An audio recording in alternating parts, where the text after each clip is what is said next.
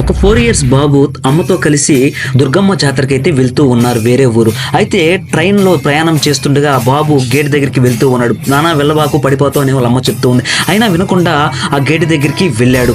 అయితే కొంతసేపటికి ఆ బాబు కాలు జారి కింద పడిపోవడం జరిగింది. వాళ్ళ అమ్మ తర్వాత గేట్ దగ్గరికి వెళ్ళి చూస్తే బాబు ఇప్పుడే కాలు జారి పడిపోయాడమ్మా అని చెప్పి అక్కడ ఉండే వాళ్ళు చెప్తారు. వాళ్ళమ్మ వెంటనే పెద్దగా ఏడవడం జరుగుతుంది. అక్కడ ఉండే వాళ్ళు పక్కన వాళ్ళు చైన్ లాగడం జరుగుతుంది.